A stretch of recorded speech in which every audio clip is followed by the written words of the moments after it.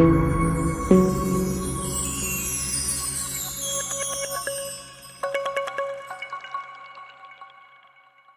like, share and subscribe my channel. Please like, share and subscribe my channel.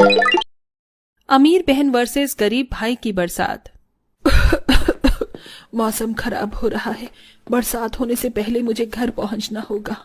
ये कहते हुए गरीब दुखिया तुलसी तेज तेज पैर बढ़ाने लगती है। तभी मानसूनी हवाएं चलने लगती हैं और ताबड़तोड़ बारिश होने लगती है और बिजली के कड़कने की आवाज से झोपड़ी में इंतजार कर रहे उसके दोनों बच्चे डर जाते हैं। भैया, बादल, मुझको डर लग रहा है। माँ कब आएगी? माँ बोलती है बादल की कड़कने पर बुरा होता है। माँ ठीक तो होगी ना? सपना, माँ को कुछ नहीं होगा, वो आ रही होगी, चुप हो जा मेरी प्यारी बहन। इतने में तुलसी खांसते हुए आ जाती है। तभी खून की उल्टी करते हुए वो जमीन पर गिर जाती है। दोनों भाई बहन रोने लगते हैं। माँ, माँ क्या हुआ तुमको? अरे चलो चलो अस्पताल, जल्दी से चलो अस्पताल चलते हैं।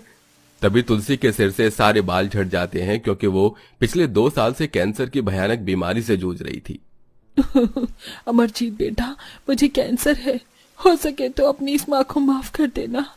मैं तुम दोनों भाई बहन को अनाथ छोड़कर जा रही हूँ। नहीं माँ, मत रो माँ। तुम चली जाओगी तो मेरा और सपना का क्या होगा? तभी तुलसी की सांस तेज तेज चलने लगती है। अमरजीत, वादा कर बेटा, मेरे जाने के बाद तू अपनी बहन का पिता की तरह बनकर ख्याल रखेगा। हाँ माँ, मैं वादा करता हूँ। इसी के साथ तुलसी का दम निकल जाता है। रात भर भयानक बारिश होती है। दोनों भाई बहन बहुत रोते हैं। सवेरा होते मकान मालिक छतरी लिए आता है। अरे ओ यतीम, चल उठा अपनी बहन को और माँ की लाश को, और हाँ, निकल मेरी जगह से। सेठ जी हमें घर से मत निकालिए, बारिश का मौसम है और मेरी बहन भी बहुत छोटी है। पत्थर दिल मालिक दोनों पर बिल्कुल दया नहीं करता और तूफानी बारिश में उन्हें घर से निकाल देता है। अपने नन्हे कंधे पर 12 साल का बच्चा अपनी माँ की लाश को ढोकर दुनियादारी की कड़वाहट भरी सच्चाई को जान जाता है। अपनी माँ का अंतिम संस्कार करके वो मजबूर भाई अपनी बहन को लेकर बरसात में मारा मारा फिरता हुआ एक ऐसी जगह पहुंच जाता है जहां कोयले पत्थर तोड़े जा रहे थे और जाकर दीनानाथ के पैरों में गिर जाता है। अरे अरे बच्चे, क्या कर रहे हो? कौन हो तुम? अनाथ हूँ साहब जी, मुझे काम की सख्त जरूरत है। मैं कुछ भी कर लूंगा जो आप कहेंगे, बस मुझे खाना चाहिए। मेरी बहन भूखी है, उसे खाना खिलाना है। अमरजीत के दिल में अपनी बहन के प्रति ऐसा प्यार देखकर दीनानाथ का दिल भर आता है। ठीक है, तुम यहाँ काम कर सकते हो, मगर इतने भारी पत्थर तोड़ पाओगे? हाँ साहब, तोड़ लूंगा। दीनानाथ पास में बना तंबू उन दोनों भाई बहन के रहने के लिए देता है और खाना देता है। भैया, मेरा पेट नहीं भरा और भूख लगी है।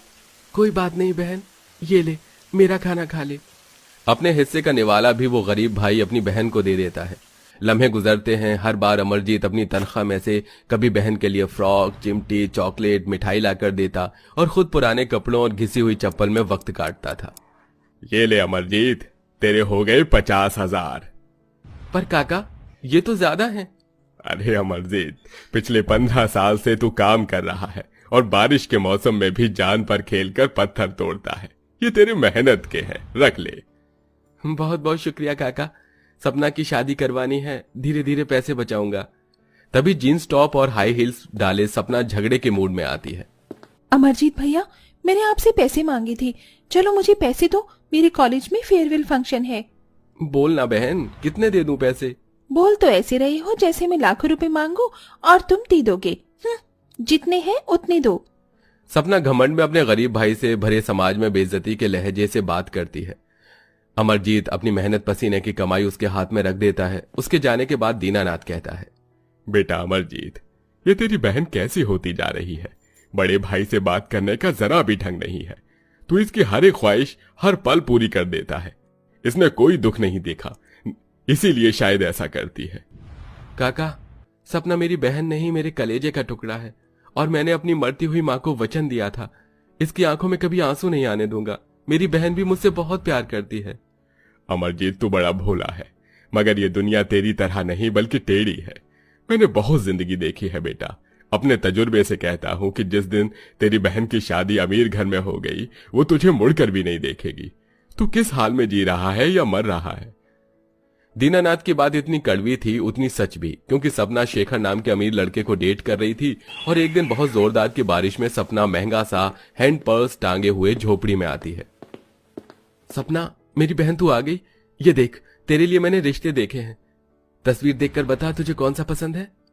तभी घमंड में सपना उल्टा जवाब देती है, भैया आप अपना ये मिडिल क्लास बजट का रिश्ता अपने पास रखिए, क्योंकि मैं जिंदगी भर गरीबी में नहीं गुजार सकती, और वैसे भी मैंने अपने लिए लड़का ढूंढ लिया है। सपना, क्या तुझे अपने भाई पर भरोसा नहीं था जो तूने खुद से लड़का चुन लिया? बुरा मत मानना भैया, मगर आप तो खुद ही इतने गरीब हो, कौन सा मुझे अमीर घर में ब्याह देते। सारी जिंदगी तो इस झोपड़ी में निकल गई, आपने आज तक किया क्या है?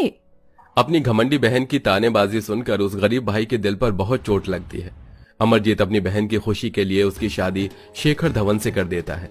अब दोनों भाई बहन की जिंदगी अमीरी गरीबी के तबके में बदल जाती है। सपना, मैं ऑफिस जा रहा हूँ। बिल्कुल नहीं, आज तुम कहीं नहीं जाओगे। देखो मौसम कितना रोमांटिक हो रहा है, मुझे बारिश में तुम्हारे साथ बाहर घूमने जाना है।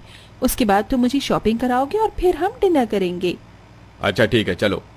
दोनों सुहावने बारिश में घूमने निकल जाते हैं, जहां अमीरी और ठाट बाट में सपना की जिंदगानी अच्छी जा रही थी, तो वहीं गरीब भाई बारिश में दुखों में था। तभी पहाड़ की ऊंचाई से एक आदमी ऐलान जारी करता है, सभी मजदूर पत्थर की कटाई छोड़कर नीचे की तरफ उतर जाओ, बरसात के चलते पहाड़ खिसक गए हैं। सब काम छोड़कर भागने लगते हैं, लेकिन अभी वो गरीब भाई बारिश में जान पर खेलकर मेहनत करता है। तभी एक बड़ा सा नुकीला पत्थर टूटकर उसके हाथ पर चुभता है और जख्म बन जाता है। उसके बाद भी वो पत्थर तोड़ना नहीं छोड़ता। अरे अमरजीत, क्यों अपने आप को इतनी तकलीफ देता है? देख कितना खून बह रहा है, नीचे आ जा, चल। नहीं काका, मुझे पैसे जमा करने हैं, रक्षाबंधन आ रहा है, मेरी बहन मुझे राखी बांधने आएगी, उसके लिए तोहफे लेना है। अरे वो नहीं आएगी, जिसने इतने महीनों में तेरा हाल चाल भी नहीं पूछा, देवता समान भाई का मान नहीं रखा, वो क्या राखी की लाज रखेगी? अब शहर वाली अमीर हो गई है तेरी बहन। अमीरों के सीने में दिल नहीं, पत्थर होता है, पत्थर। दीनानाथ की ऐसी बातें सुनकर उस गरीब भाई का कलेजा फटने को होता है, मगर वो उम्मीद लगाए एक एक दिन रक्षाबंधन के दिन का इंतजार करता है। उधर अमीरी के घमंड में सपना अपनी खुशी में बिजी थी। सपना, कल रक्षाबंधन है, तुमने भैया के लिए कुछ खरीदा नहीं? तुम अपने भैया को राखी बांधने तो जाओगी ना? नहीं शेखर, बिल्कुल नहीं। तुम्हें नहीं पता, वहाँ की सड़कें बहुत कच्ची हैं और बारिश के मौसम में तो कीचड़ मच जाती है। आई हेट कीचड़। हाँ, थोड़ी देर की तो बात है सपना, फिर तो आ ही जाएंगे। राखी के दिन अपने भाई की कलाई सोनी रहने दोगी क्या?